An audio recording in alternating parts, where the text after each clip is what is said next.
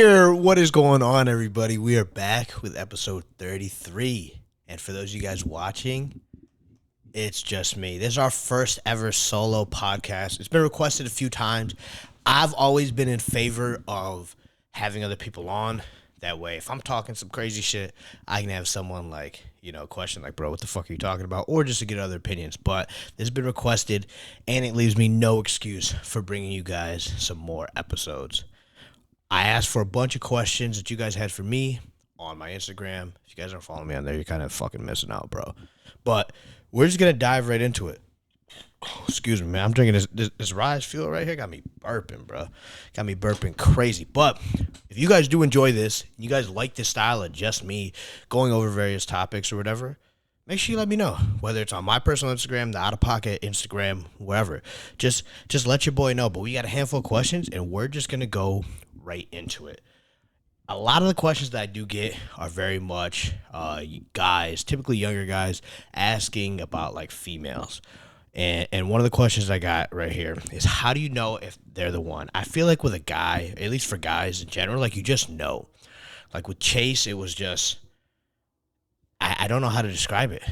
I do think this right here is a little bit of a hot take, and I've explained this to a couple different people.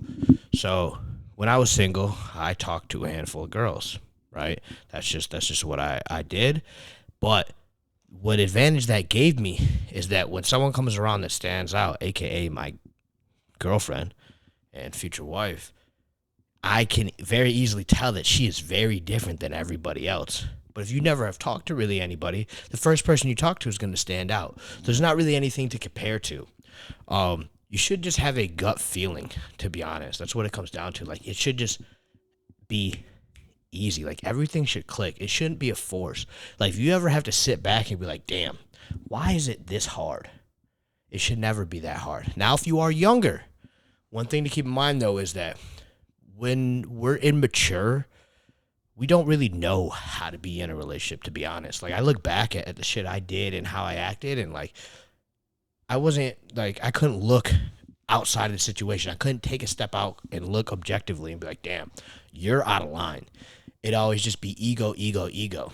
And that is not going to get you anywhere, especially as a guy in a relationship. Sometimes you just got to take the L. You might know you're right, but you just got to take the L, or like some things just aren't worth fighting for. And most of the time when things are going wrong in a relationship, it's the breakdown of communication, right?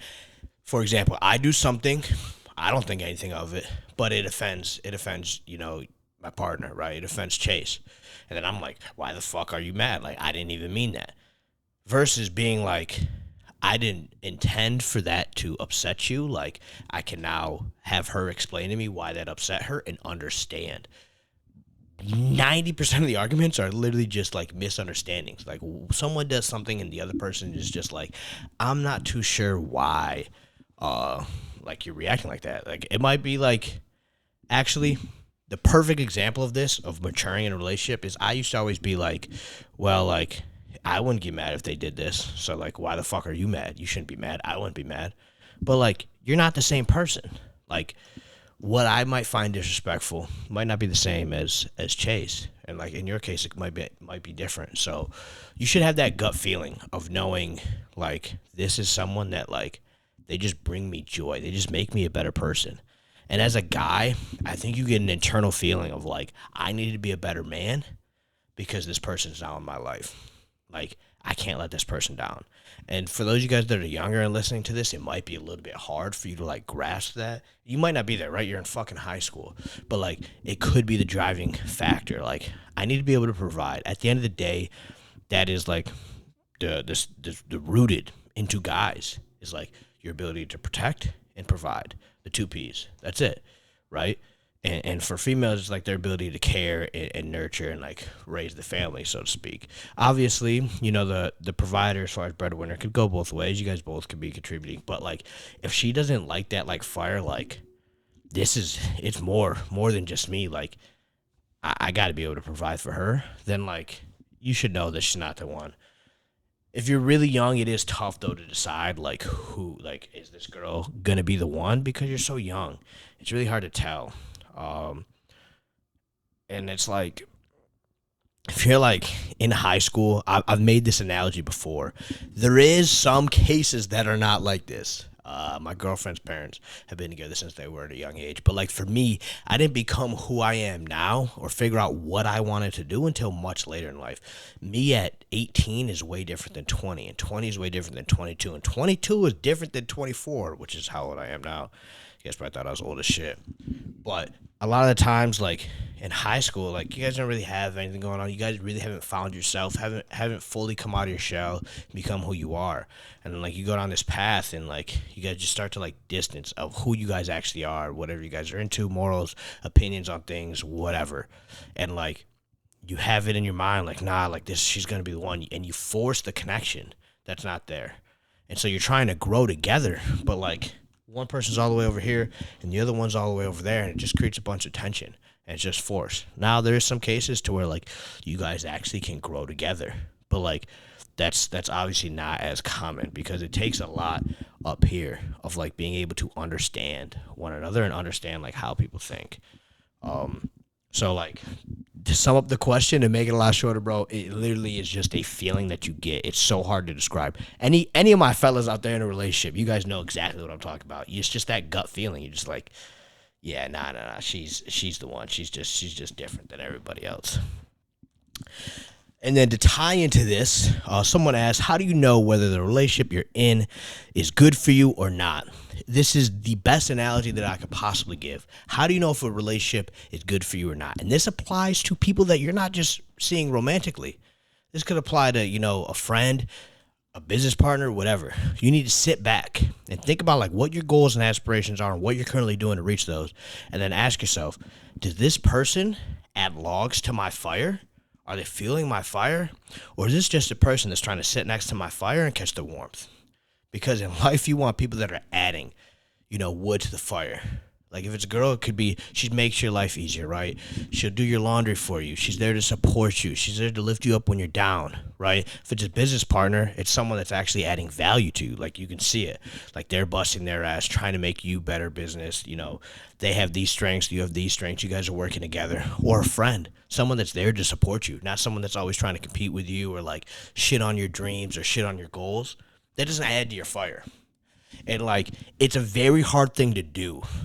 And it's something that I credit a lot of me growing up was my ability to realize that like certain people are not meant to stay in my life.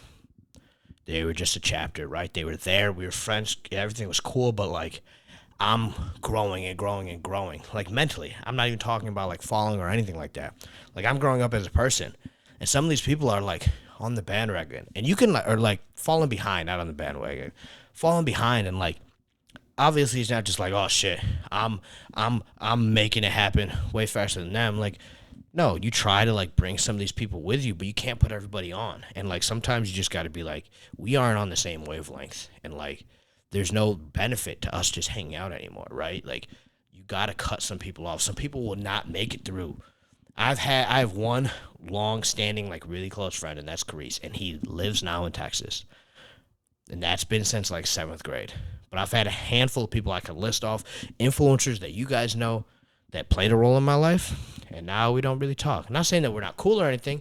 They just played their role. So, like, if they're adding fuel to your fire, keep them in your life. If they're not, don't. Because you're going to argue, too. That's one thing, like, oh, no, we fight. You're going to have, like, miscommunication is going to happen. It's the couples that can fight the best that last the longest, right? You're going to have disagreements. But, like, overall, the big picture, are they adding value to your life, or are they kind of just, they're just there kind of catching the warmth? Like, yeah, she's nice to have around. Like, if you think that she could be replaced, she's not the one. It's simple as that. So a big question that I got is the full backstory of my life. I'll go into that. I'll probably finish off with that. That'll be me rambling on for a good amount of time. But a question that I always get is like, do I have any regrets? Or specifically in this, if you could go back and save yourself from any bad decisions, would I? No, I would not. There's nothing that I've done, at least in my like present career, you guys see on social media, I haven't done anything stupid that's like fucked me over and like, oh damn, like I wish I wouldn't have done that. No, I've been smart. And any mistakes that I made when I was younger or whatever, that made me who I am today, right?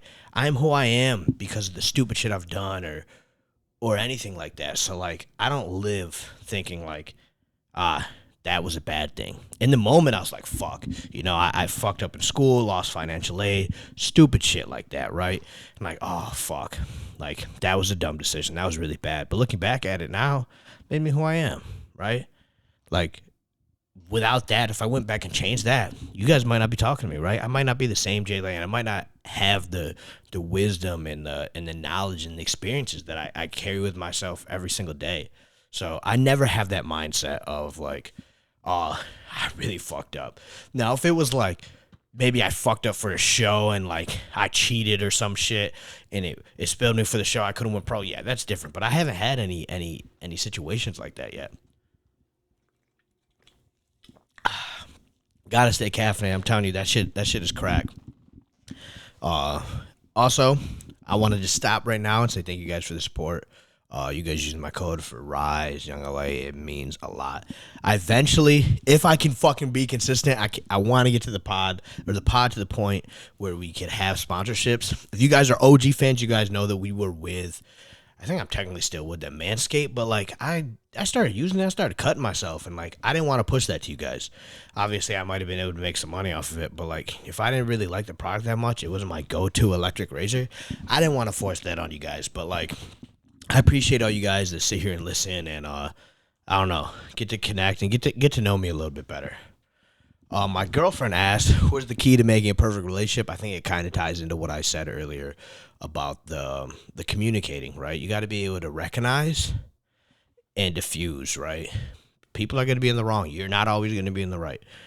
And sometimes you got to be the bigger person and just take the L. And finding balance and understanding your partner is huge. Understanding how they receive love, things that you might do that they might find disrespectful, or they might find a little aggressive. Like, it just really comes down to being vulnerable with one another and understanding each other. Like, I know Chase like the back of my hand. If there's something wrong, I know that something's wrong, whether she wants to tell me or not, because I study her. I see her mannerisms. I see how she acts. Like, you just got to be able to read the room. And you got to be able to adapt and make sacrifices. I'm not saying you got to give up everything, but like, there's another person involved. You got to be willing to sacrifice, and you got to be willing to put a little bit more. And sometimes your partner's down and they need a little bit more. You got to be there to give them a little bit more. And the tables could easily turn, and then you might need a little bit more. Like I said, girls are probably one of the biggest topics that we get asked. And this question is how to pull that one girl you want. All right. So this is obviously going to be me speaking on my past. In a very happy relationship, wouldn't trade it for the world. I love that girl to death. But speaking on when I was single, the biggest thing is confidence. Confidence. And if you aren't confident, you need to fake being confident. Because when you act confident, people are going to treat you like you're confident. And if you start getting treated like you're confident, then you're going to start gaining confidence. And you cannot be scared of rejection, right? It's a numbers game. There's going to be girls that, like, typically if you get dubbed by a girl, it's temporary, though. Something's going on. Like, if you are attractive, if she does find you attractive, you get dubbed. It's probably temporary. Maybe she's talking to the dude, whatever. But, like, you got to be okay with, like, getting curved or getting dubbed. Like, you can be a little bit more calculated in your approach, but, like, just go talk to them. Like, you just got to go and start talking and just look at them, treat them like a person. Especially really hot girls, they normally get put on a pedestal. And I call it like they got like the bad bitch syndrome. And like they get put on a pedestal and like, there's been situations where you're talking to a girl and you're like, who the fuck does she think she is? And you have to check them. Because like really hot girls don't get checked. They can act out of line and like guys will typically let them walk all over them or do whatever because they're really hot. But treat every girl the same. Whether it's a girl that you find like, oh my God, like she's sent from heaven, or just like girl that, you don't find super attractive. Like, just go out there and talk to them. It's that easy. You just have a conversation. And it's a good trait to have, or a good skill to learn, is to be able to sit down and talk to someone. Like, you got to get out of your comfort zone. And then once you get your foot in the door, be yourself. Being yourself in the beginning will allow, like, truly yourself. Like, I was from myself from the jump. It will allow people to feel a lot more comfortable being themselves. You don't want to be overbearing, like, oh, look at all the shit I got going on. Look at all the fucking issues I got. No, but, like, be yourself as far as, like, how you're acting, the jokes you make, like, things you're into. Like, don't be scared to show people that. It allows people to be a lot more comfortable. And when someone's comfortable and they can open up, it helps you build that connection. Don't be too much. I think a lot of guys, it's like, oh, well, I was really nice, and, she said I was too nice. It wasn't that you were too nice. You should treat every girl with respect. You should be a gentleman. But, like, you need to be willing to, like, make jokes, talk shit with them. Like, it needs to be a balance. It can't be like, oh, I'm trying to drop everything for this girl, right? Like, give her the whole fucking world. And a little pro tip, too, that goes along with that is don't always be available. Like, if she says a day, just don't be like, oh, any day works for me, right? You want to appear, there's a little mind game. You want to appear busy. Like, she's like, oh, does Friday at this time work? Would you be able to do this time? Counter with a different time. You don't always want to be super free. And chances are your schedule probably doesn't have it that you're super free, but, like, you don't always want to be available. And just shoot your shot. You literally have nothing to lose. You're in the same, this is what I never understood. So when I was in college, I was in a relationship for, like, all of college until, like, my last year when I became single. I used to tell all my boys, because I'd go out to the clubs or anything. I never cheated, never did anything like that. I didn't even drink. And I'd always try to get my boys to go, yo, go talk to that girl. Go, like, just start dancing with her or whatever. Obviously, the club's not exactly the same. But even just, like, around the halls, like, yo, they'd be like, yo, that girl's so bad. I'd be like, all right, go talk to her. They'd be like, nah, man, nah. It's like, bro, you literally have everything to gain and nothing to lose. If you walk up to that girl that you think is hot and she says no and dubs you, guess what? You in the same exact position you were before. She still don't know who the fuck you are. So, like, it does not matter. Like, even if it's in a situation where you might see the person again, like, chances are she's not going to dub you in, like, a shitty-ass way. Most girls try to, like, avoid it nicely, or maybe she just says she has a boyfriend to get out of it, whatever. Maybe it's not true, whatever. And you just leave it at that. Like, it's really that simple. Guys get too caught up on being scared to shoot. Like, just shoot your shot, bro. Because, honestly, you do it enough, you're going to start to get comfortable with it. You're going to get confident. You're going to start to figure out, like, what things work, what things don't work. And you'll be fucking smooth. All right, let's see what else we can find on here. Well, this is a really good question. This is getting a little bit deeper. So, who saved you when you were at your lowest? I guess we'll go into my lowest in a bit after we reset the camera. But I don't think there's necessarily, like, one person that, like, oh, yeah, this person came in and changed. There was things that people did. Like, when I was homeless and going from, like, the sorority closet to moving everything out of my, like, apartment back home or whatever, Carice allowed me to stay. He had a studio apartment. He was staying with his girlfriend most of the time. He allowed me to stay in there. And that's right when I started TikTok. So if you guys remember the OG TikTok lives or the OG TikToks in the apartment, that was Carice's apartment. He let me stay there, like, rent-free because I didn't have anywhere else to go. And, like, that allowed me to get my mental right and so much. And, like, that's what I would credit if I had to pick, like, someone that saved me when I was at my lowest. It was that. Obviously, I give a lot of credit to myself of looking in the mirror and understanding that I was greater than the situation that I was in and that I need to have faith in the fact that I could get myself out of this. Like, there is going to be a brighter day. Like, yes, we are down right now. Things are not going our way right now. But, like, as long as we stay true to ourselves and just grind, we'll fucking get out of it. And so, I guess myself and then Carice would be the biggest things. And kind of going into that lowest of, like, another question, I got a few of them here, is what was my biggest motivator? My girlfriend motivates me a lot. Like I said earlier, if you know she's the one, like, she's going to motivate you just knowing that she's a part of your life. Like, knowing that, like, 5 years from now, I want to be able to provide and be able to do all these things for her. And, like, she don't want to date no bum, right? Like, she's a high-value woman. She doesn't want no low-value dude. So I got to make sure that I maintain that high-valueness. Another thing that motivates me, and this might sound like cliche, but it's honestly true. You guys know, like, I'm not always consistent with posting and stuff. And, like, everyone's got their own issues. I'll never complain about it because the old version of me would punch me in my face if I was bitching and moaning about, certain things being in the situation that I'm in. But it's you guys. like there will be sometimes you guys see like a spurt of content, like all of a sudden like content's crazy, crazy, crazy. That's typically because like one of you guys came up to me or I got a DM of someone saying like, uh, yo, I use code J on Rise. Like, I just want to say thank you, bro. Like, I appreciate you. Like, this video really touched me, or like you changed my life. Like, you got me into the gym. Like, you helped me get over this or whatever. Like, that right there is what motivates me, because I'll sit back and think. And same thing with this podcast. I get DMs all the time, and like, it will bother me, and then eventually it'll bother me to the point where I gotta drop an episode. It's like, it's bigger than me, right? Like, if I don't post, a lot of you guys enjoy this podcast, like the information, like it gives you, free game or different outlooks on life that you guys have never thought of, or even like it just takes you away, right? Like, for me, it was Roman Atwood growing up. Like, I'd watch a Roman Atwood video, all my problems would go away. For some of you guys, it's the podcast, which is, I can't even put it into words. Like, the shit's fucking amazing. And like, if I'm not posting, I'm stripping that from you. That's selfish of me, because I'm lazy and I don't want to fucking post. Like, that shit's sorry. And I recognize that it's sorry. I'm not going to sit here and make bullshit excuses, but I recognize that it's sorry. And so like, you guys motivate me, knowing that like, there's a lot of you guys that like count on me in a sense. And I obviously have people IRL that count on me, but like, you guys like the content. Like, I try to drop genuine content that actually has like true value. So like, yeah, I think you guys, my girlfriend, some of the people around me, like I see them like taking off, and like, that shit's possible. Like, I can do more. That helps me a lot. Okay, so we're gonna transition into I have some fitness related questions. Kind of valid though.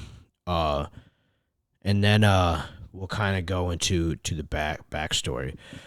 Someone wants to know, was I nervous my first time injecting testosterone? Yes, I was fucking terrified. And looking back at it, maybe that's something that changed. That's changed my first cycle. And I would have done things differently, because I could have done it a lot better. And I had a coach too, but he had me pin my quads. Now, for those of you guys don't know, or any of you guys have gotten like, I don't know what is the flu shot or whatever you get in your shoulder, and your shoulder super sore. So your first time pinning test, you're going to be sore as shit. I did it in my quad. The day after, because that's when it's the worst, I kid you not, like at night, the worst pain, arguably, that I've ever felt. I've torn my ACL, I've broken bones. It was my right quad. Mind you, pinning in the quad is wild too, because there's lots of nerves and shit that you can hit in your quad. I don't know why he didn't have me go glute or dope. I don't know. Regardless. But like, I was in excruciating pain. And I'm laying in bed and I can't like move. Like, if I turn and my adductor moves or like flexes, rocked. I kid you not, I was limping, like hobbling around my house. And all I'm thinking of is, did I fuck up and pin like into a fucking vein? Is my leg gonna turn purple and fall off? And I'm like texting my coach, like, yo, what the fuck's going on? Like, is this normal? And he's like, I'm like, yeah, normal. You'll be fine in a couple of days. He's like, I guess if it doesn't get better, like, you might have to go see a doctor. And I'm like, oh my God, I decide I want to go to the dark side, and I get fucked over. I was like, sick. Like, first time around, it just completely backfires on me. But it was like awful. I like legit limping. Like, I didn't want to move my quad. If I moved my quad, it hurt so fucking bad. There's so many different things I would do differently. First time trying these oils, and I ran a full dose. You should never do that. Like, that right there is probably the one thing I would change, is that first cycle. But it was scary. I'd done my research, so I knew of different things to expect, like, oh, you could get trend cough, all this stuff. So I was on my P's and Q's, but it's still like, damn, that shit's got to go on my leg. And I was on FaceTime with my coach. It's crazy because now that obviously that shit doesn't faze me, but that shit is definitely something that can be a big decision, especially for like, if anyone watching this is of age, is older, and thinking about doing it. Like, it's a big decision to make, and make sure that you know what to do. Everyone always asks like best beginner cycle. I say less is more. You don't need anything more than test. Another thing too, for anyone that's ever thinking about doing it, if you can't afford to buy everything at once, and that means your blood work, the actual diet water, your AIs in case something goes wrong, then you shouldn't be hopping on. That's just the fact of the matter. And chances are, if you're gonna hop on that, you should be able to afford a coach so that your diet and training is on point. If you can't afford both, you probably shouldn't do it unless you're one of those like people that really love being coach dolo. All right, we're gonna get a little camera reset here because your boy needs a new camera. Audio gets to keep rolling, which is actually clutch. But you guys let me know. Oh, this is definitely different for me. It's literally just me talking the whole time. Okay, so keeping it to the bodybuilding. What is the worst part about bodybuilding? I'm gonna change this question, and the worst part about bodybuilding is being a influencer, right? Like, yes, I love bodybuilding. That's my passion. But what pays the bills is me being an influencer. Yes, I'm more of a bodybuilder influencer, but social media does not enjoy a fluffy physique. They like to see people that look unrealistic and look shredded to the gills, muscles rock hard. Like, that's what they want. Content does way better when I'm shredded. You guys can go on my Instagram. You guys can go across anything.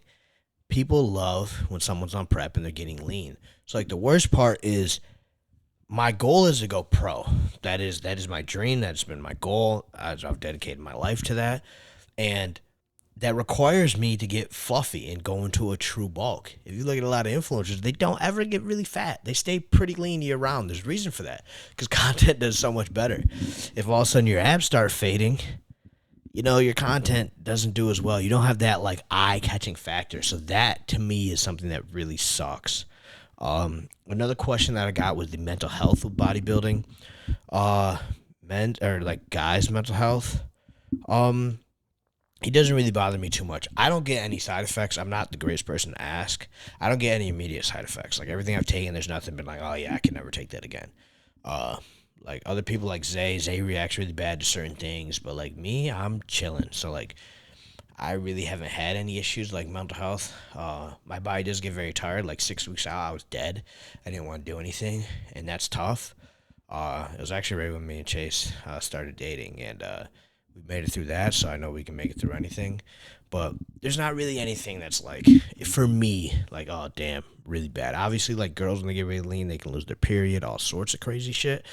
But for me, like, the mental health is pretty straight. It does get stressful because, like, you also need to make sure your content's on point, and, like, my income's not guaranteed. So it's very much on, like, how well I do on social media that does good. So, like, that can get very stressful. That's why it's important for you guys to keep using code J, man. Otherwise, we're not going to be able to keep chasing these dreams. Advice for new lifters to stay consistent. I think the biggest mistake that people make when they get into the gym. Now, if you guys didn't know, I started when I got into the gym, I went 136 days in a row. But I was an athlete before. But the biggest thing is that people try to do too much too fast, and they don't find their love. They just they don't find their love for the gym. They just want to get into the gym to lose weight or whatever. But like everyone that's in there all the time, they love that. They love something, whether it's CrossFit, whether it's bodybuilding, whether it's powerlifting, they fell in love with it. It's an escape for them. They enjoy it. They would do that if there was no whatever. Like I'm going to go to the gym if I wasn't on social media. You know what I'm saying? Like there was no direct correlation to like, my livelihood or whatever. So like people that just start, you got to figure out what it is that you're going to love, what training style, what avenue within fitness that you're going to fall in love with. Instead of just going in there and just trying to go super hard, like try different things, because that's how people stay consistent, is because they enjoy it. I don't have to tell you to eat every day. You consistently eat every day because one, you like food and you need to, right? As far as the gym, like people enjoy the gym. They need it for their mental health. So like you just gotta find out what you love. I fell in love with bodybuilding and the training of bodybuilding and all that. And so like that's why I do it. So that'd be my best advice. Is just figure out what it is that you love about fitness. It could be the community aspect. There's so many different avenues. You just gotta try shit. Okay, we'll answer one more bodybuilding or fitness related question, and then I want to get a little bit a little bit deeper.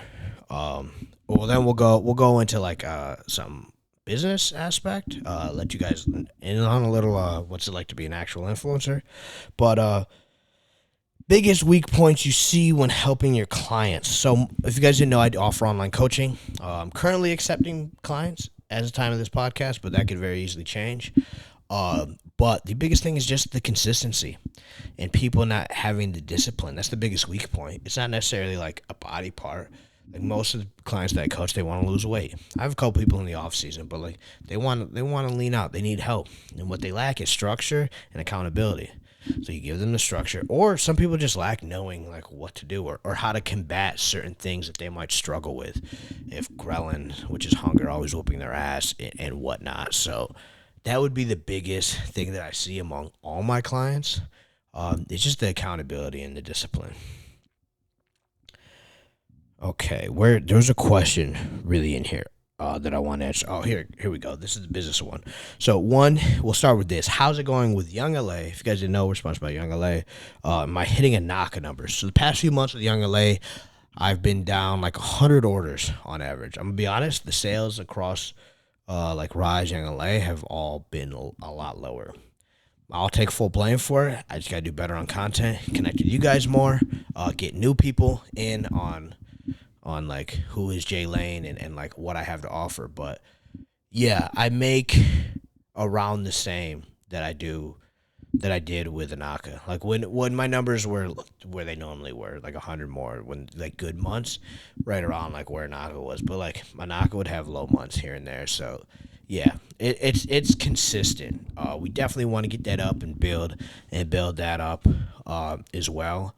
But like I said, that's one of the stressful things that comes with being an influencer. Is like if my sales are down, I'm beating myself up every day on like, okay, why no one's using my code anymore? Like we're down 4x what we used to be. What do I have to do? Right? And then you start analyzing and super analyzing, and it gets stressful. I wouldn't trade it for the world, right?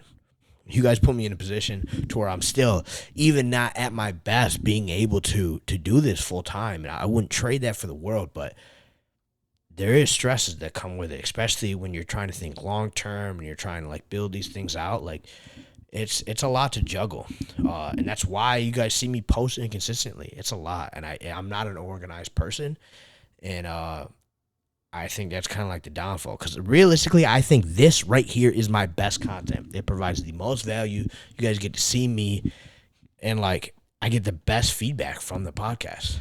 It's just me on the mic, typically with other people, just being myself. So, like, I don't know. It's tough. But, yeah, we do around the same with Anaka. Raw Gear, when I was originally with Raw Gear, we didn't do very well for them. I think my best month, I made, like, $700, so $400 in commission. I had, like, a $300 salary. But my best month with Young LA beats my best month with Anaka. And then Alpha Elite just wasn't the move. It just didn't resonate very well. I did have the biggest salary with Alpha Elite though. And then tying into the business aspect is what are my goals for 2023? So I talked about this on a previous podcast, but I will go over them again. I really want to get coaching up. I'd love to get my coaching to the point where all my social media money doesn't go towards like my cost of living. And then obviously, I just told you guys the sales down. I want to get those back up. It's something that I really want to do. And I really want to, you guys can't see it, but on this whiteboard right here, it says YouTube or bust. YouTube's been the one platform that has whooped my fucking ass. I am just not good at it. I have not figured it out. I'm not consistent with anything.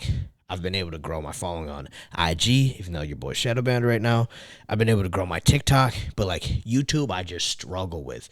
I think the main issue is me and my consistency, but really want to get that popping and get more people. Because I think I am this. You guys can take this however you want. I think I'm a better influencer than a handful of influencers that are more successful as far as being an influencer. Because I know how they are IRL. And I know that like the content that I put out is genuine, pure, and my intention is literally just to inspire people. I don't try to post dumb shit that's just gonna go viral. Like I try to give someone a good laugh, give someone some free game, anything like that. And like I don't know, I just know that like I can be on that level, and I should be on that level. I'm just not there yet. And some things take time, you know. There's no like set end date of like, oh, you need to be, you know, X amount of subs by this point. But yeah, that's a big goal for mine. Of mine. Another thing is I'd like to add another source of income that's not related to fitness. I was thinking Toro, which still might be a possibility. I just need interest rates to knock down. Another thing, when I say social media, I mean just like my personal social media. Because another thing that I was thinking about doing is taking over like businesses like Instagrams and TikToks and scaling their following online.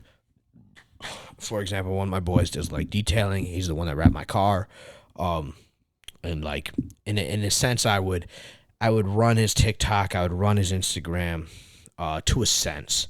I don't want to be on it like answering DMs and all that shit, but like I'd create content, and then I just take a percentage of anyone that's referred based on the content. It's just figuring out all the logistics of it. Like, okay, how do I accurately track what intakes you got from, oh, they saw a TikTok video, whatever. Because that could possibly be one. Because I have very much a content mindset. I'm very good at coming up with content for other people, and I think it's better than I am at coming up with content for myself. Like, I just sit there and I could just rattle off, like, ideas. And be like, oh, no, let's do it like this. Like, this goes super viral. And it's proven to work. I've helped Nabil blow up when he was posting all his TikToks. I've helped Rise. Like, a lot of Rise's most viral videos are your boy right here. I don't have those. Actually, I do have some viral videos. But yeah, that's definitely a big one. Obviously, 2023, we want to go pro. We're 18 weeks out and 21 weeks out from our national show. So going pro, having that IFBB Pro card to our name, something that we've been chasing for a very long time. So that's a huge goal of mine. I'm trying to think. Be more consistent with content. You know, we just got to be. Like, there's really no excuse. And being more efficient day to day and grinding is for sure. Like, I catch myself wasting time. I mean, I'm sure you guys listen. Like, sometimes I catch myself scrolling and I'm like, bro, there goes a fucking hour. And, like, I didn't find any TikToks that I could make, you know, stitch over or whatever. Like, I literally gained nothing. Maybe a couple business TikToks, but I literally just aimlessly scrolling and just wasted an hour of my time that I could have fucking been getting fucking after, or even filmed a fucking pod. Just being more efficient all across the board. And that might take adding someone to my team, you know, whether it's a manager or whatever. But I definitely think a change is needed. I'm not too sure what that change is going to be yet, but a change is definitely needed. Okay, I guess that leaves us with the life story. Actually, there's one other question before we get into the life story. I got one question that says, why is life worth living for? And then there was another question to follow that says, what would you do if you have no idea what to do in this life? So there's two very good questions. Why is life worth living for? Because life is the most valuable thing on this planet. It's the one thing that money can't buy. Money cannot buy you your life back or your time back on this earth. You can spend money to give yourself more time, but at the end of the day, you have 24 hours in a day, and no one knows how many days they have in their life. So a life is the most valuable thing because it is, you can't replace. Yes, you could have, you know, someone could have another like person brought into this world, like give birth, but like that's not the same person that left us. There will never be that same person again. So like it is the most valuable thing, and once you wrap your mind around that like there's not another you, your life is unique to you, and your time is the most valuable thing in the world because you can have all the money in the world, but if you spend all your time chasing all this money in the world, you're going to look back wishing that you spent that time with your family and friends like that because you can't get that back, right? You know, if you have a kid and you're always working, you didn't get to see your kid grow up in sports or whatever, and all of a sudden now your kid's 18, you can't go back. You could be a billionaire. You can't go back in time and watch him score his first touchdown in football. You can't go back in time. Like, you can't experience your times in high school again, playing high school football or high school sports, that camaraderie in the locker room. Time is literally the most valuable thing on this earth. And that is why life is worth living for, because you have something that you can't put a price tag on. And now to tie into the other question of like, what would I do if I didn't know what to do in life? I mean, I would just do what I had to do to survive until I figured out. That's kind of what was going on. I was just doing what I could until I figured out that fitness is where I belong. All right, we're gonna reset the camera real quick, and I guess we're gonna dive into it.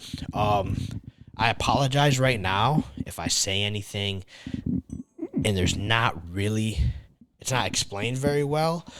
I have an old podcast explaining the life story, but it goes back. I was raised by my mom for the most part. Single mom. It was me, my mom, my sister growing up. We were in a 2-bedroom apartment. My sister was in the basement.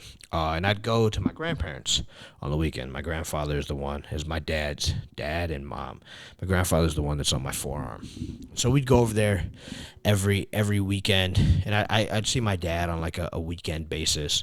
And growing up, as I got a little bit older, I would just be like at the weekend, spend it with like my dad, and like now looking back at it, I'd be put into like weird situations. My dad dealt with drug issues his whole life, and so I just remember one time. I don't remember how old I was. It's not very old, but I remember just being left at this house with some random dude, and he had to go like he was gone for like an hour, and I remember playing like Bones.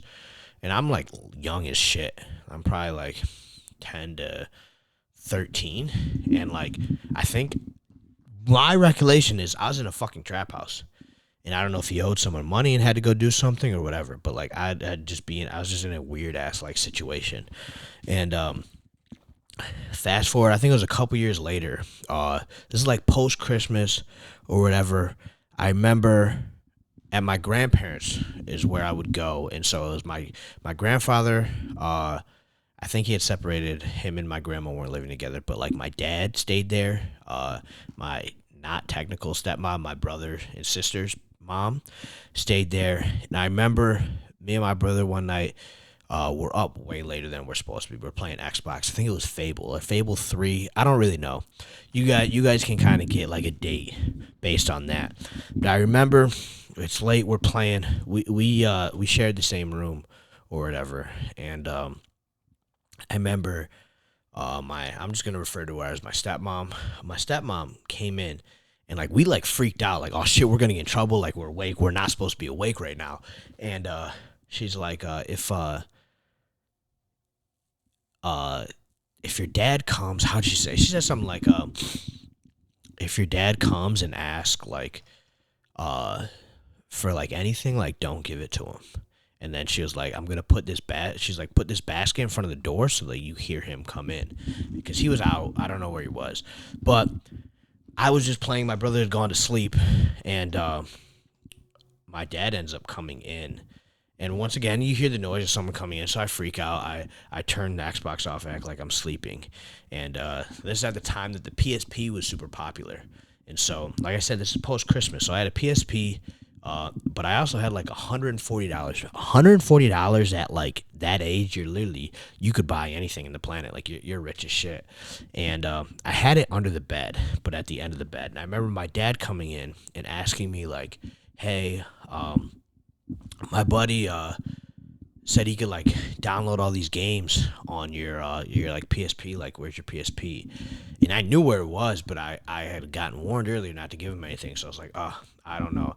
And I remember it's obviously like nighttime. I'd act like turned off the Xbox or whatever, so there wasn't a lot of light in the room. And I remember him like scourging like the room, like even though he's asking me where's my PSP, he's still like looking for it. And I remember realizing that I had the cash. Cash is king at the end of the day. At the end of the bed, under the mattress. And I remember seeing him like lift it up. I literally can picture it perfectly. Like reach down and grab it, and then he just left. Like he got what he wanted. And I remember getting up and checking it and seeing that it was gone. And I remember going upstairs to my grandfather and like saying like what happened or whatever. And he had stolen things from my brother before. Like my brother would get a bike for Christmas, and then all of a sudden it would disappear. My dad sold it to get whatever. And so like that was kind of the dynamic on that side growing up over there. My mom was a waitress her whole life, so I didn't grow up wealthy at all. And it sucked because like I wasn't my stepmom's like kid, so like, and my dad didn't have like shit going for him. So like when Christmas would come around and we would do like the Christmas, I'd see like my brother get an electric dirt bike and all this stuff, and then I'd get some dinky little like nothing. The only time I got good presents is when my grandparents would get us all something. And so like that really sucked growing up and watching that happen. So like after that, I didn't see my dad for a while. I just told my mom, she was furious. That $140 was given to me by my other grandma.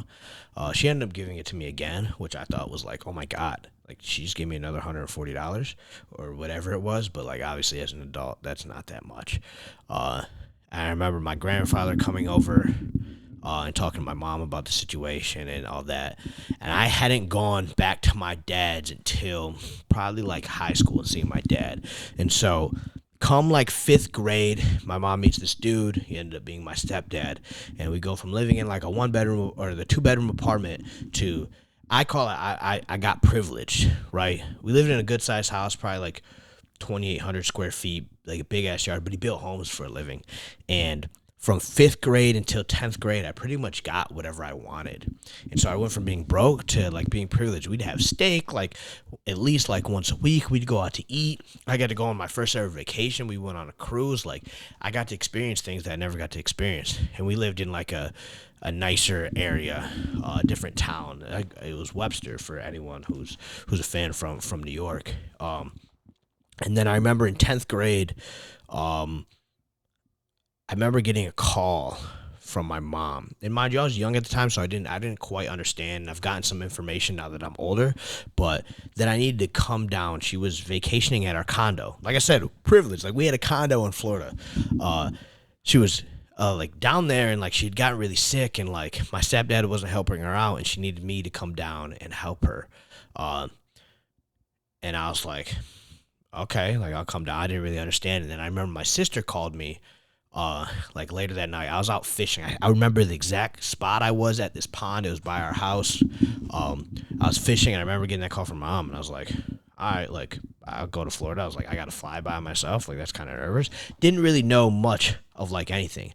And then I remember getting a call from my sister that night saying that like mom and my stepdad were gonna get a divorce. And I remember like bawling my eyes out in my bed because I didn't know what the fuck was gonna happen. Like my stepdad was more of a dad than my actual dad to me. Like we would like literally like he treated me as his own son. Obviously, he clearly didn't treat my mom how things should have been treated. There's two sides of the story though. I don't know those.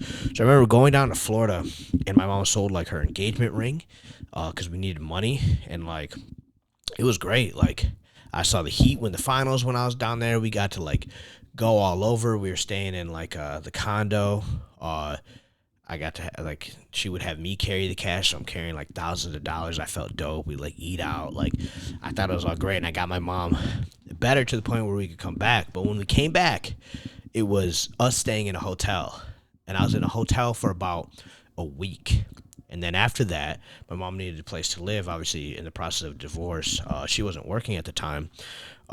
We ended up getting a place that was like 30 minutes away from like my high school, and I'm going into my junior year. So like I'm already established. I play football for here. I've built a really good relationship with the coach. Shout out Coach Watt. And so I was like 30 minutes away from my house. Like I never, and from here on, I like jumped places like my whole life. So we stayed like 30 minutes away for probably like a whole year. And then it was crazy because like my coach would drive me from practice. Like practice would get over, and he would drive me back home and drop me off. And he treated me like his son too. I spent Thanksgiving with him, which was like my mom didn't really do anything for like Thanksgiving, and I'd always go on my dad's side. And so we got to I got to spend Thanksgiving with him. He made me feel like his son. He still calls me like his son, like to this day. But like we were living about 30 minutes away, and then from there, through like divorce settlement, my mom got a place right next to my high school, so I could finish out school in the same school, and I didn't have to change schools. Because I originally changed schools like towns entirely in like fifth grade. So she didn't want to do that to me, especially being that deep into high school when you have lots of things established, friend groups and all that. And so I go and we're in this place I think for like a year, and this is probably the only time me and my mom have ever argued, and it would get bad. My mom's mental health was not good. She ended up going down to like North Carolina for a little bit, and I was like home alone for like a week. And I remember I used money. I don't know if I made this money on Madden or from selling a pair of shoes, but I remember like ordering food every day, like delivery. And this is back when you'd call a place and order for delivery. Not like nowadays. I can't remember last time I do that. It's only DoorDash now. And so this is my senior year, and like, or was it my junior year? No, it was my senior year by then of high school. And so like I'm like, no, it was my junior year because I tore my ACL. It was like post ACL surgery. I'd gotten to the point where like I could walk and stuff, but like wasn't able to like do anything. And she was gone. I didn't know really what was going on. She went on some trip with one of her friends down there, and she was gone for like a week. And I remember being in class, and I wasn't a good student. I wasn't a dickhead. I was when I was younger, but I like matured by my senior year because I was forced to be the man in the house when my mom got the divorce. But like I remember getting called to the office, and I'm like, bro, what the fuck now? And it was a CPS agent talking to me, and I was like, huh? And so I got pulled out of class to sit down and talk with the CPS. And I believe it was my sister that ended up calling it because like I mean, there was like ramen noodles in the house, but there really wasn't anything in the house. My mom had got up and left. And I was just like, I didn't care. I played PlayStation all day. Like, went to school. I could walk to school. Like, I was chilling. Like, I didn't mind. I didn't realize the severity of it. And so I had to deal with that. And I remember getting in fights with my mom over, I don't even remember what they were over, but it was bad. Like, my sister and my mom, when I grew up, would always fight. They'd be butting heads, but like, I never fought with my mom ever. And I remember arguments getting heated. I remember like, I was just in such a bad mental space with the environment that I was around. She'd have random people in the house. Just like, I just knew like things were just off, and I was just like miserable. And like, I would be playing the game and I'd lose it on the game and like snap. I remember I broke my closet door. I put holes in it. I remember we got in one argument one time. I don't know what it was over, but it's like I was upstairs, she was downstairs. I'm screaming. She's screaming at me. And I remember slamming my door so hard that it broke the fucking framing. You know, like the trim on the door, it popped it off. It popped like the shit off, like the nails were out, and I had to like hammer it back in. And I remember that day I texted Carice because I've been friends with Carice since literally high school, and I was like, yo, like, can I come spend the night at your place? This is like during the week too, for a couple days. And I remember him saying like, yo, I gotta ask my mom, or my mom's gotta talk to your mom. And I'm like, bruh, because like I wasn't old enough and mature enough to understand that I could like talk to people about these things. So like all the issues that I dealt with were just right here. But fast forward, my mom's mental health gets better. We get another place that I'm at, and then even more fast forward, I go off to a community college because I wanted to run track. And so while I'm at this community college, it does not get me ready for real college at all. It's basically a continuation of high school. My senior year, I fell in love with track. I've had 2 knee surgeries, so I tore my ACL junior year, another surgery again my senior year to fix some things that didn't quite get fixed. And so I ended up falling in love in track my senior year, and I wanted to run track in college. So I went to community college. I didn't have the grades or anything. I didn't take the SAT, ACT, none of that.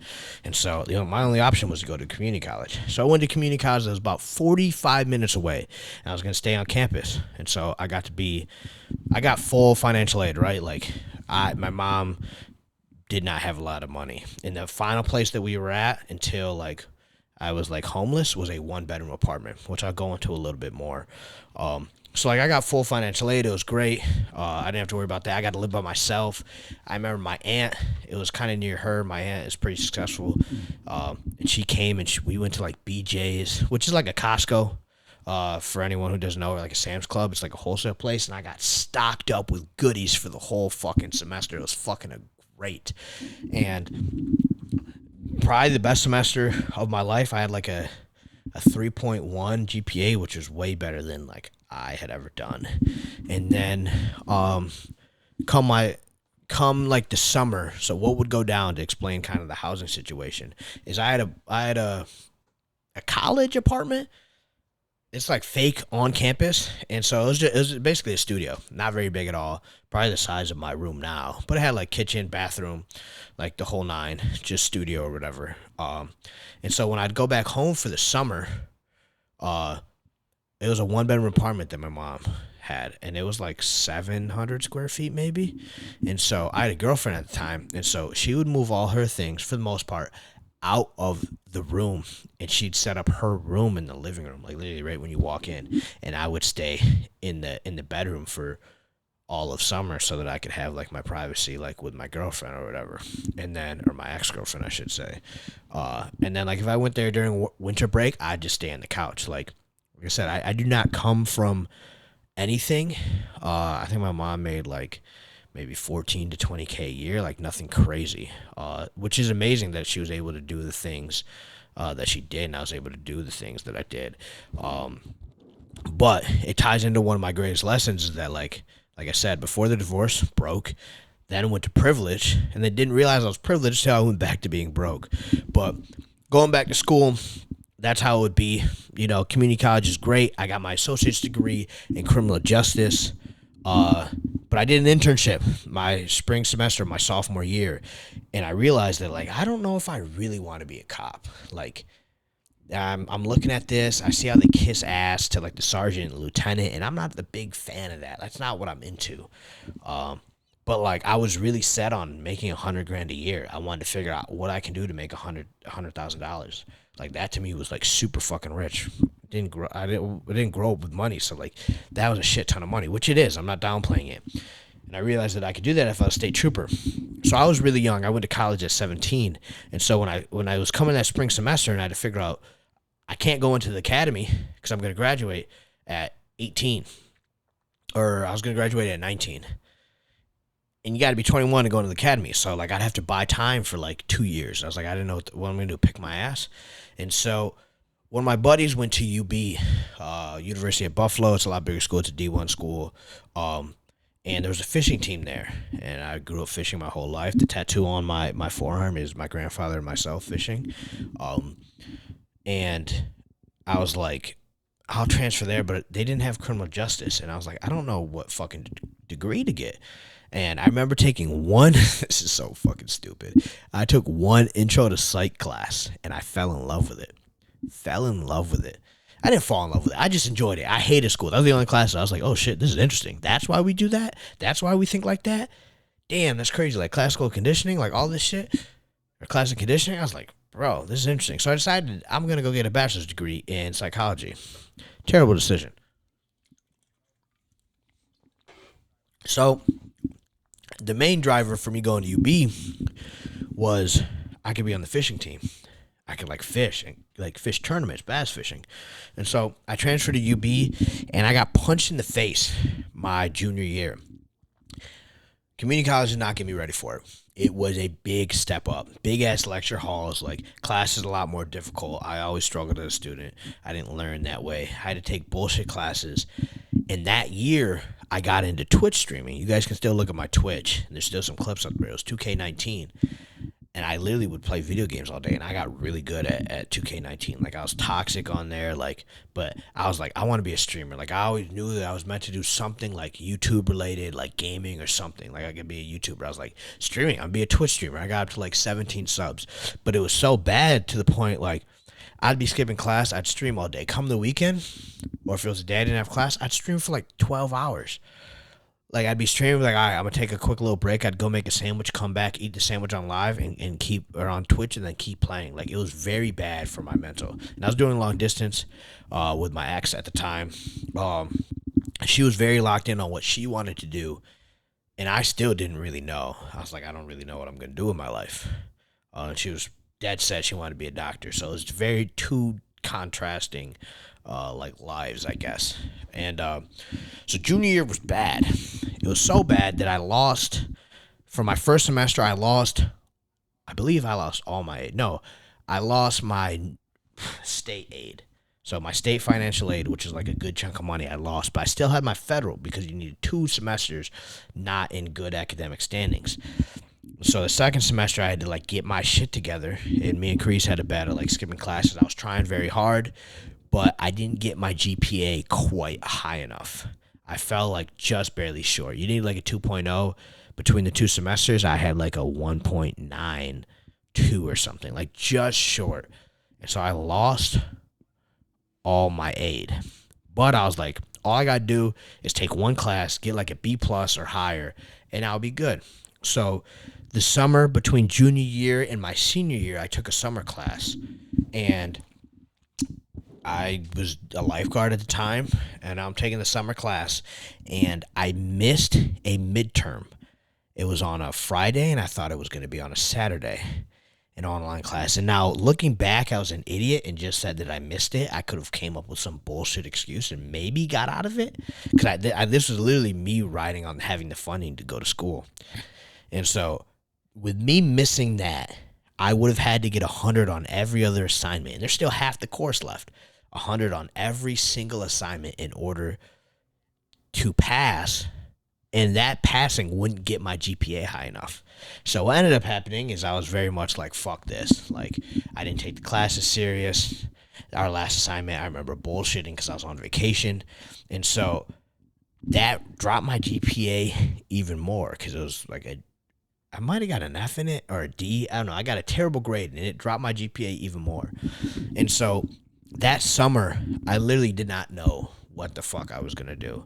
I remember calling my aunt and my uncle, trying to figure out, like, what the fuck's the best route. Like, I got a year left to get this degree, but, like, I can't afford it. Like, what the fuck am I going to do? When I talked to my uncle, he was like, you're just going to have to do what you got to do, like, whether it's eating ramen every day, like, whatever. And I really wanted to be involved with the fishing team. That brought me a lot of joy and happiness, being able to travel and, like, fish with the guys. Like, it brought me, one of the only things that brought me true joy. And so I had to be at school in order to be involved. I didn't have a boat, and how the fishing team worked is you gain points by doing events for the club. Whoever has the most points gets to go on tournaments. Unless you have a boat, you're automatically qualified. And so I needed to be close. Where I went to school at UB and where I grew up, Rochester, is about an hour apart. And so it wouldn't be practical for me to be an hour away to be able to attend all these events. And so I was like, I need to find a job out in Buffalo, and I could go to school part-time, take another class, boost my GPA up, and then I'll get back my aid. It'll be perfect. But I need a place to live. So I remember shopping for rooms. Like, I'm looking around, trying to find a place to stay, and, like, renting a room was going to be like $400. It would be a year lease. $400 a month was a lot for me. I wasn't making a lot of money. And so I'm looking around like, fuck, I don't know what the fuck I'm going to do. And so one of my friends reaches out, shout out T. She says that they have like a room in her house. She lives with 4 other sorority girls. And the room was probably 10 feet by 6 feet, if that. It was like an old pantry, basically. And I remember going to look at it. It was all filthy. And I was like, and she said $200 a month. And I was like, bet, like, I'm taking that $200 a month. There's no month to month. I got a job at Walgreens as a shift lead, which is a underpaid manager, because I had to open the store and all that. And so that fall, my senior year fall of college, or my 4th year fall of college, I was taking a fall class and working full time. So I was working full time at Walgreens, and that October is when me and my ex broke up, and that's when I started working out. So I was working out while I was still at Walgreens. That's when I fell in love with the gym, and that's where all this transpired. But I did really good in that class while working full time, but it wasn't enough. So that winter, while still being in the sorority house, I had to take another class, and that finally got me to where I needed to be. But the worst part is that I'd have to open up the store. Like I said, it was a fake manager. And so I had to deal with all the toxicity of being in a fucking sorority house. It was awful. It was terrible for my mental. They were loud. They were dirty. Like, there'd be arguments over, like, the parking space. They'd be like, you have no say because, like, you're not really, like, here. You're not really resting. I was like, bro, you guys have dishes that have been piled up for 3 months, and it smells like rat's ass. I was like, you guys are just dirty. I bet you your fucking pussy stinks. That's literally what I'd be like, bro, you guys are nasty as shit. And like, I'd have to open up the store on Saturday and like, or it's like Saturday morning. That means I got to be there. I got to wake up at like 5:10, I think is what I'd set my alarm for. Cause I'd have to be at the store at 5:30 to then open it up. And I remember like, I've always been someone that's up late. And if I wasn't asleep, and I mean slumped by like 10 o'clock, I'd start to hear them like they're going from party to party and come back in, and they're loud as fuck. And my door is literally like right where the kitchen and the living room is. And like you could hear everything. And I remember I used to like get terrible ass sleep and then have to go work the next day. And like it was ass. And it got to the point, because this is when I started my fitness journey. And I prepped for my first 2 shows.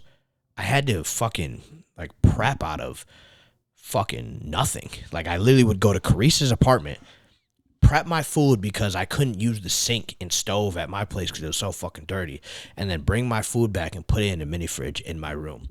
And so that winter though, we got what we needed to do. We got enough aid back.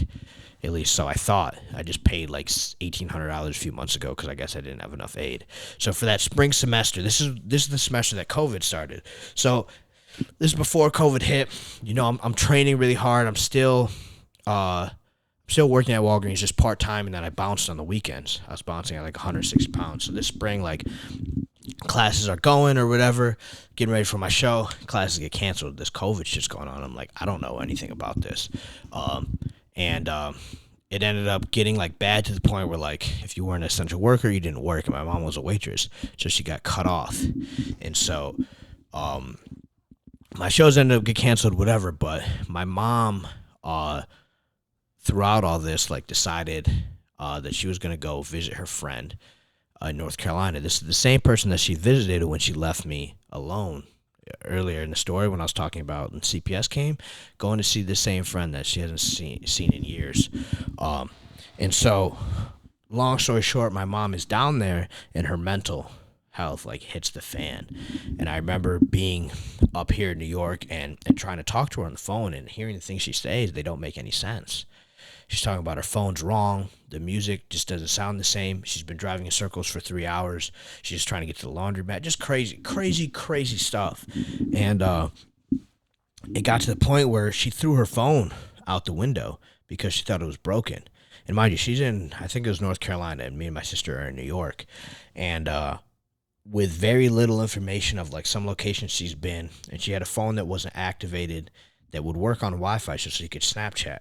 Me and my sister sent it to North Carolina with this plan of trying to find our mom, who has lost it, like mentally, it going down. And so we fly down there, wake up at like 5 a.m. We fly down there, and I'll try to shorten this story up as much as I can, and try to find my mom. We spend the whole day trying to find my mom, and we're like checking her debit card thing so we can see where she made a transaction. Then we drive there, nothing.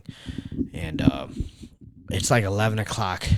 We see a transaction for like an ATM deposit. We get there probably like 20 minutes late of when we saw the transaction. Ask the guy if he's seen, this, basically describing me and our mom. He says he hadn't seen nothing. And you guys can go on my Twitter.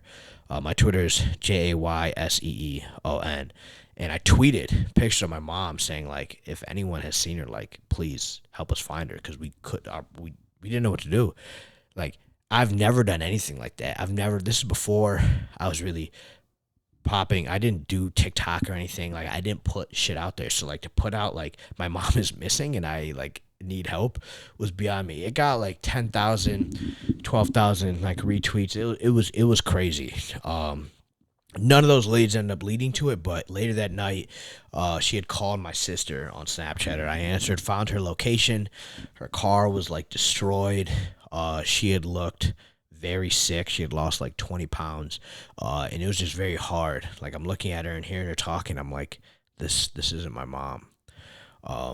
Then we brought her back to the hotel.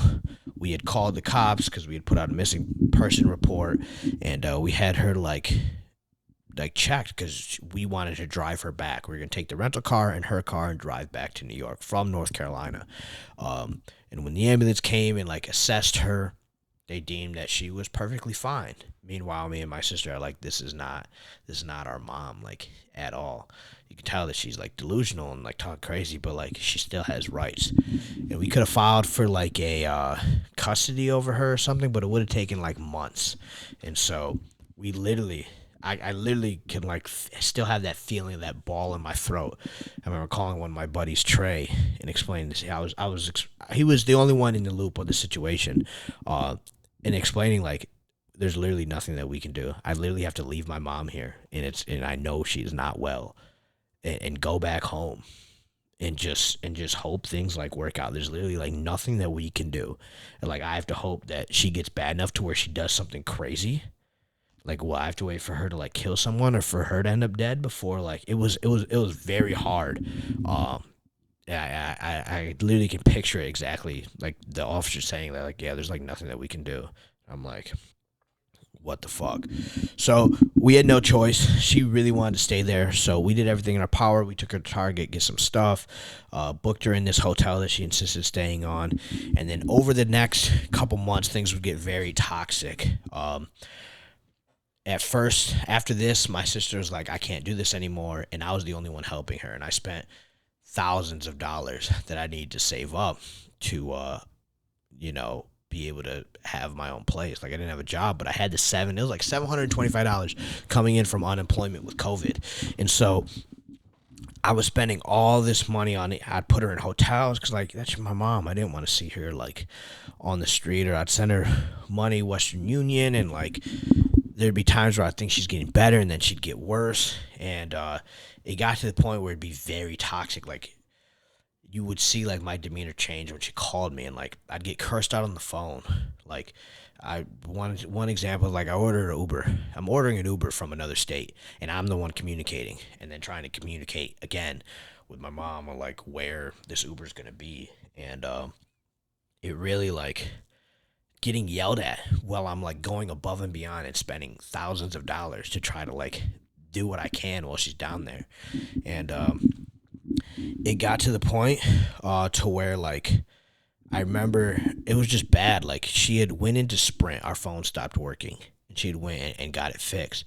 But I remember being on hold with my mom, or being on speakerphone, and she's communicating to like the Sprint people, spazzing out and just very much in the wrong, demanding all these things with like no money or anything, like cursing these people out. And I feel like terrible. I'm like witnessing. This wasn't the first time. I noticed this would happen like a lot. She's like cursing out like the Sprint workers trying to get her phone back on or whatever. And she ended up, I think, calling and getting it figured out, and our phones got working. But she had this big plan that I was going to move all of our stuff out of our apartment, which was technically my only home.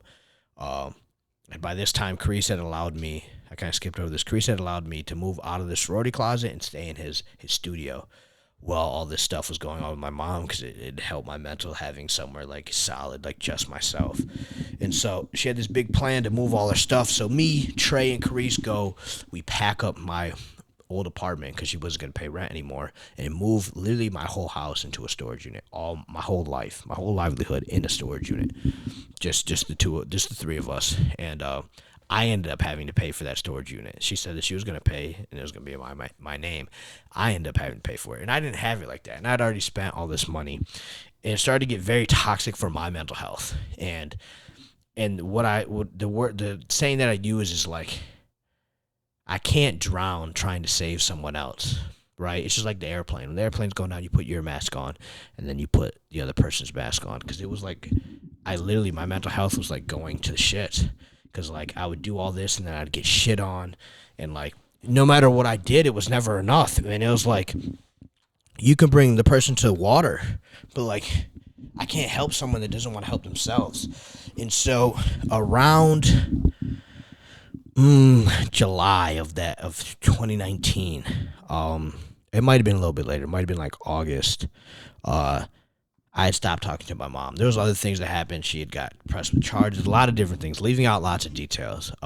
It's just not something that I really want to go into, but I had stopped talking to my mom. I just couldn't do it anymore. I had done everything I could, and it was starting to hinder me. And it's a very tough decision. It's a decision I still live with to this day. And so I decided to stop talking with my mom. This is around the time that like my TikTok started popping off. We got sponsored by Rise. I got the opportunity to move down here, and we'll touch more on my mom in a second. But when I moved down here, I got the opportunity to live rent free in this whole house. I was still paying rent up here in New York, but I got the opportunity to pack up my car with no fallback. There's no parents to fall back on, right? I had stopped talking to my dad like my senior year of high school. I just, in a sense, lost my mom. That was the mental thing, is that my mom that I once knew is gone, and I'm never gonna see like that again. That's gone. I've made that. I've dealt with that, and internalized that. That like after that, like the mom that I knew and I grew up with, that's gone. Whoever that is, that's not my mom anymore. And I was perfectly fine. Like I'm very much a cold-hearted person. When I'm cold-hearted, very loving and caring when I care about you. But like when it's gone, and it's gone. So I was very solid on having that like cut off. So when I moved to Texas, it was literally just me betting on myself and my dreams that like I'm going to make this happen. That's why I'm so thankful for you guys, because you guys obviously make this possible. But obviously, Swarhouse and all that. And then this past January, I called my mom for the first time and talked to her on the phone for the first time in like 2 years. And it was a tough conversation because she's now back in New York doing better. Not anywhere to like what she was, but she feels like a failure and stuff like that. And I've tried to mend the relationship as best I could. Tell her not to be sorry or anything like that, because obviously that's my mom. But it was just like hard because she felt like she didn't have anything to talk about, and like most of the time on the phone, like I could just hear her like crying and stuff. Like it was tough. So like sometimes you get asked about like parents. Like I don't have parents. Like, and I haven't talked to my mom since then. Occasional text messages here and there, but like when I've gone back to New York, like I didn't see her or anything like that. It's just, it's definitely something tricky, and like I don't expect anyone to understand. Maybe there's some of you guys like, oh no, you're a shitty ass son or whatever, but like you now walking in my shoes, you didn't go through like what I went through, and like when we talked on the phone, obviously a year ago I was doing a lot better than I once was, and so I tried to like buy her dinner that night. She didn't want anything at all, but that's kind of the background of like my upbringing and stuff like that. So like I have tatted on me. Some of you guys know this, maybe you don't, but it says family doesn't always mean blood. And that's part of the reason is like my relationship with family has never been, I didn't grow up with that unified family, and I've always been envious of that, and I would do everything in my power to make sure that my kid has that. But like the people that have been family most to me are my friends. Carice, Nabil, Zay, my girlfriend, like a handful of people. And there's some people that, they played the role, but they were family. My boy Nico, like people that I may not talk to as much. And there's many more that I'm leaving off the list, but that played that role of family, of like really being there and like helping me the most. And just maybe some of you guys are like, damn, like you're sitting here, if all that made sense, like, damn, I did not know you had an upbringing like that. And like obviously there's details I left out of certain things. It's probably better not to put all over the internet. But like I don't want to share this in hopes that you guys are like, damn, like I feel bad. Like if anything, I want you guys to look at it and be like, damn, like that's inspiring as fuck. Like obviously there's some creators that have a rough background. There's some creators that grew up with both parents or grew up getting things right. They get everything paid for. I had to grow up on my own. A lot faster than I wanted to. But I share that because I want you guys to understand that I'm human. I know like you guys listening to this go through shit. You guys are struggling with whatever. There's things out of your control that you're dealing with, and it's hard. It is not easy. It is definitely, it takes a lot out of you, but when you do get through it, it's going to make you a lot stronger. And I give credit to that, to how I am today. All that thing has shaped me into like who I am. I feel that like, growing up with a single mom, come on, my shit's on fucking, I grew up like a single mom, and like I think that's part of the reason why I treat my girlfriend so well, is because it's in the sense of like giving my mom the man that she never had. But now I could be that man for somebody else. You know what I'm saying?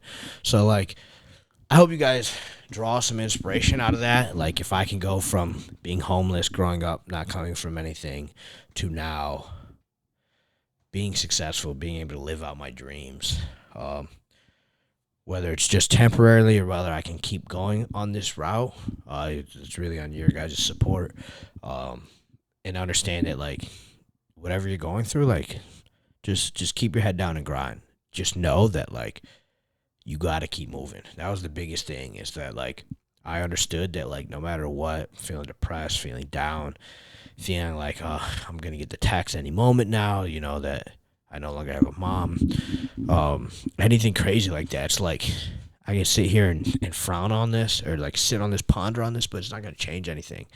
It doesn't change the situation. Like, at the end of the day, I just got to grind. I just have to, like, keep going and keep going and keep pushing and keep pushing, because, like, life doesn't stop for nobody. Nobody. It doesn't matter. The sun's always going to set and it's always going to rise. And you can get right or you can get left. As simple as that. Hopefully you guys enjoyed this podcast. Definitely a different style, and I really hope that, like, I didn't jump around too much with the life story. You guys were able to understand that. Your guys' support has been insane. You guys running up Code J. You guys buying the brand, buying the merch, even just the comments and the love that I get on the post. It means the world. I guess I have no one else to point around and say for the one-liner. So I guess what I'm going to leave you guys with is that understand that you are greater than the situation you're in. And it's just a matter of time before you become the person that you are meant to be. As always, it's not that deep. Stand up.